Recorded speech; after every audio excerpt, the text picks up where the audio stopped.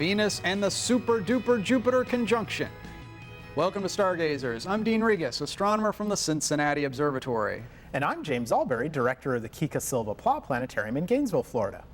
Back in February, Venus, Mars, and Earth lined up in such a way that Mars and Venus performed a super scoochie in the evening sky as viewed from Earth. The official astronomical term for a planetary scoochie is a conjunction.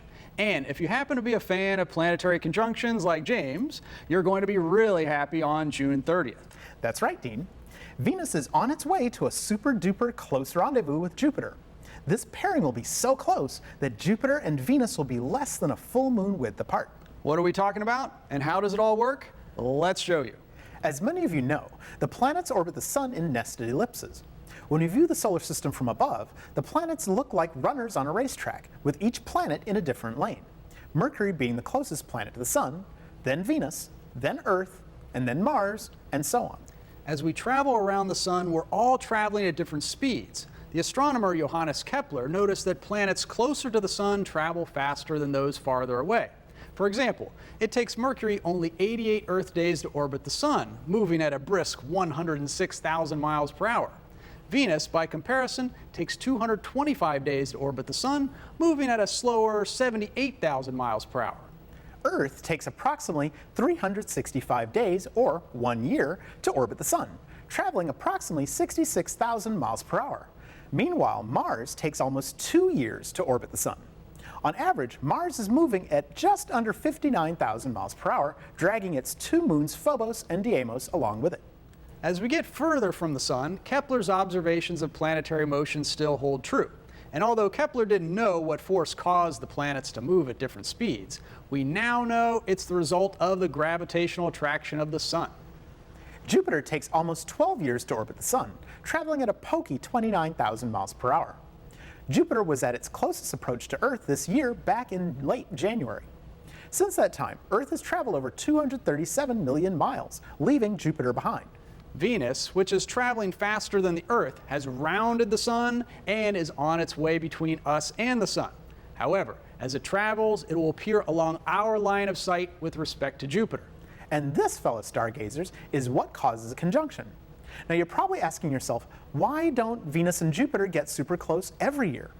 Let's show you. Not only are the planets' orbits nested ellipses, they're also inclined to each other.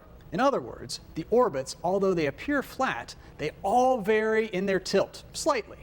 We call the tilt of a planet's orbit its orbital inclination.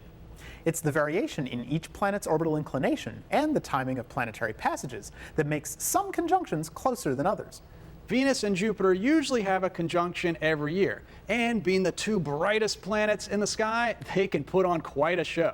For example, in July 2012, Venus and Jupiter had a close conjunction in the constellation Taurus the Bull, forming a beautiful triangle with the waning crescent moon just before sunrise on July 15th. Then, in May 2013, Venus and Jupiter had an even closer conjunction and were joined by Mercury on the evening of May 28th.